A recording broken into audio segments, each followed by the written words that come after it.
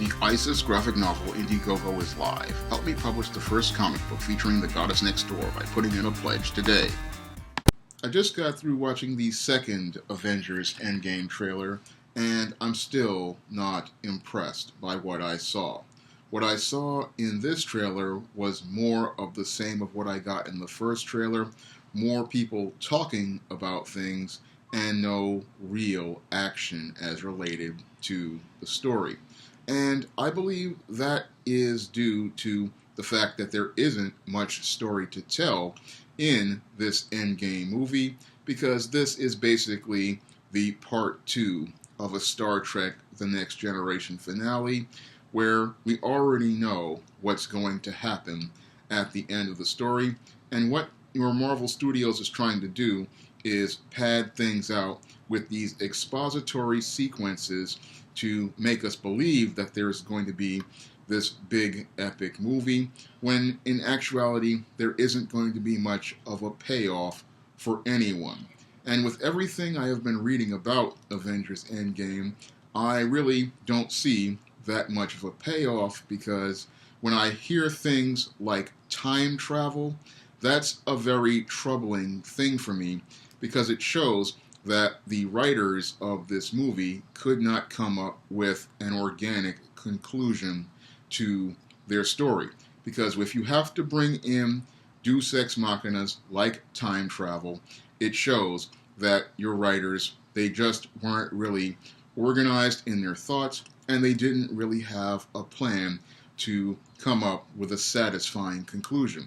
From what I saw in Infinity War, it looks like your Kevin Feige painted himself into a corner, and he was hoping to use your Captain Marvel as a Mary Sue deus ex machina to get himself out of this corner, and he was hoping to use Captain Marvel as that deus ex machina, and then use that as a way to incorporate all of this time travel and all of this other nonsense into his story. And it looks like that story will literally fall apart in Endgame. And why do I believe that the story will fall apart in Avengers Endgame?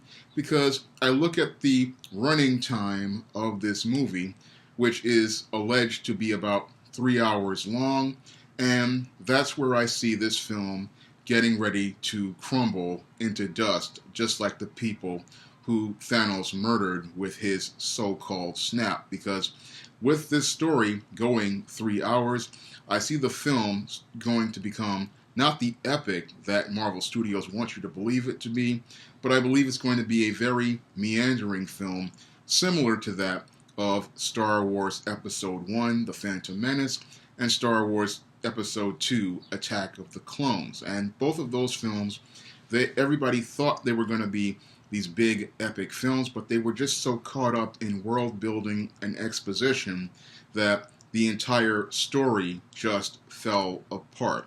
And when it comes down to the source material story, the Infinity Gauntlet, which they are adapting for this Endgame and Infinity War, I believe that was a very shallow story that was stretched way too thin when I take a look at what they presented in Infinity War and what they presented here in Endgame's trailers. It's just that the story is just not strong enough, and they're trying to pad it out by putting all these expository sequences where they show us, the impact of Thanos' snap, and I believe they're going to run that into the ground in this film, and then eventually we're going to get into this whole time travel mess, which is going to pad things out even longer, and that's supposed to probably build into this anticlimactic climax, because we already know what the ending is going to be for this Endgame, and I believe there are going to be a lot of disappointed Marvel MCU fans out there when this film drops next month, because from what I saw in that trailer, I wasn't really impressed by anything as related to the story.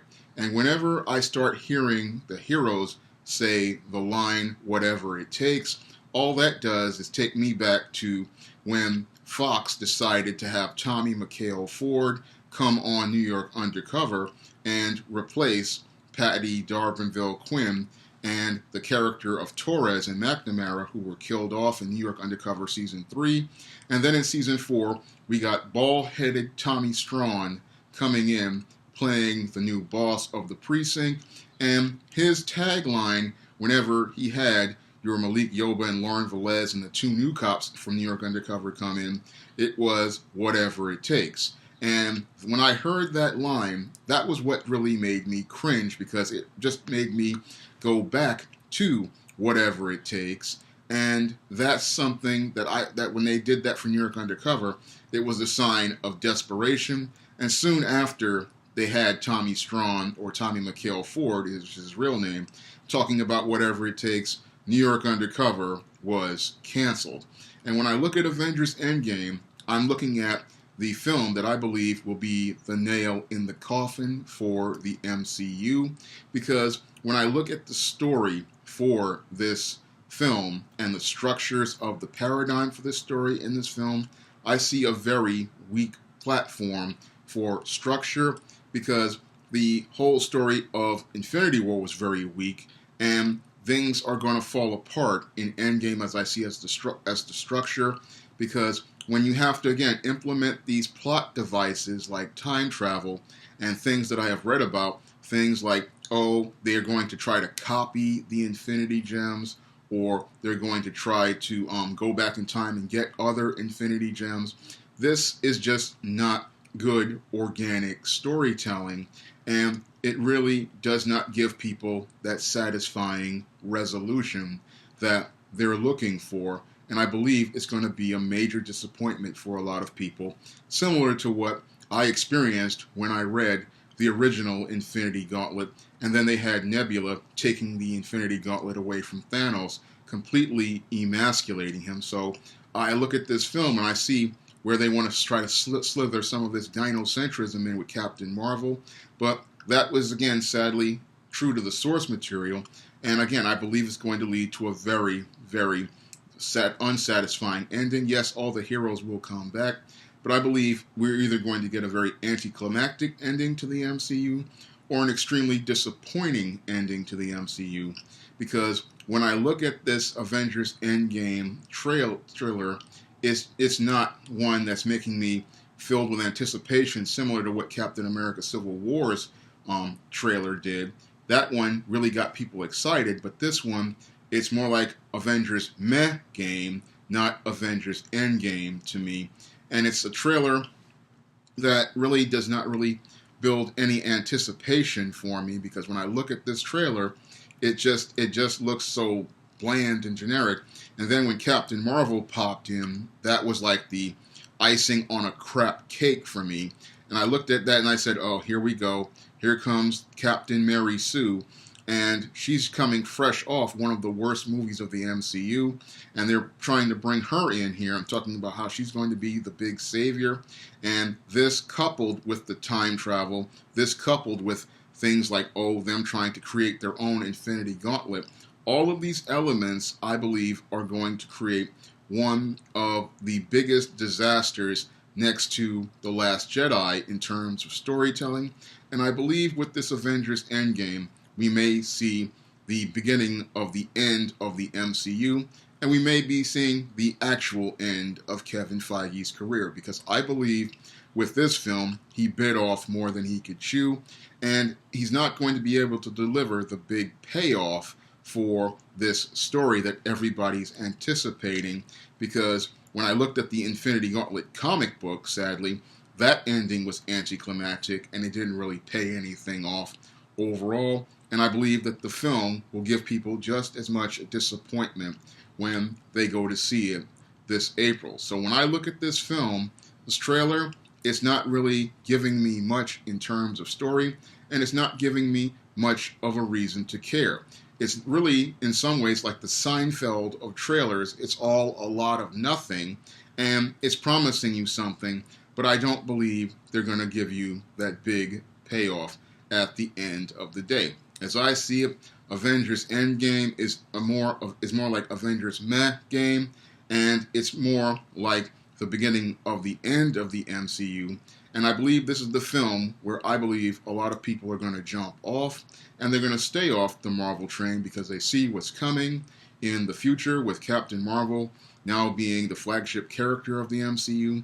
And what they see coming after this film is the SJW MCU. And if that is the case, then I see a nail in the coffin for superhero movies, and I see a nail in the coffin for superhero movies at Marvel Studios.